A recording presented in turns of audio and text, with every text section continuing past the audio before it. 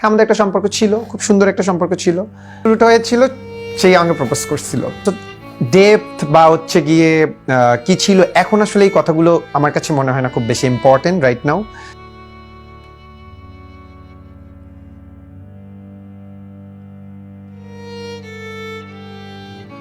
এবার ক্যামেরার সামনে এসে সম্পর্কের বর্ণনা দিলেন তাহসানের স্ত্রী রোজার প্রাক্তন প্রেমিক ফয়েজ বিলাল, দিলেন প্রাক্তন প্রেমিকাকে নিয়ে চাঞ্চল্যকর তথ্য।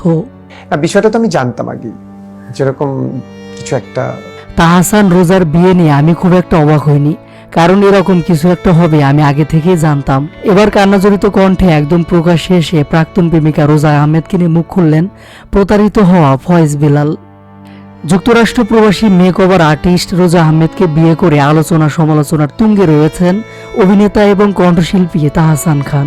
শুরুতে তাহসানের বিয়ে নিয়ে সবাই প্রশংসা করলেও এবার তার স্ত্রী প্রাক্তন প্রেমিকের একের পর এক কথাবার্তা নিয়ে শুরু হচ্ছে আলোচনা সমালোচনা। কেননা সোশ্যাল মিডিয়ায় একের পর এক ছড়িয়ে পড়ছে প্রাক্তন প্রেমিকের সাথে তাহসানের স্ত্রীর একাধিক অন্তরঙ্গ ছবি, ভিডিও।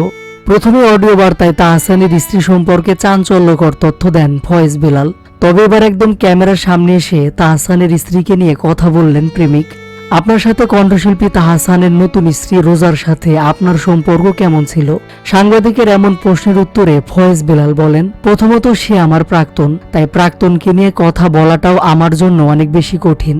তবে হ্যাঁ, আমাদের সম্পর্ক ছিল, খুব সুন্দর সম্পর্ক ছিল। শেষ হয়েছে প্রায় 3-4 মাস আগে। আপনাদের দীর্ঘ সম্পর্কের গভীরতা কেমন ছিল? এবার ফয়েজ বিলালের উত্তর, আমাদের সম্পর্কে প্রথমে সে আমাকে প্রপোজ করেছিল, একদম রোমান্টিক ভাবে প্রপোজ করেছিল। আর সে তো অনেক সুন্দরী, বলতে গেলে ছোটবেলা থেকে আমাদের সম্পর্ক। রুম ডেট কিংবা শারীরিক সম্পর্ক এসব নিয়ে কথা বলাটা এখন আমার মনে হচ্ছে গুরুত্বপূর্ণ না। আমাদের ব্রেকআপের অনেকগুলো কারণ ছিল, তার অন্যতম কারণ তাহসান।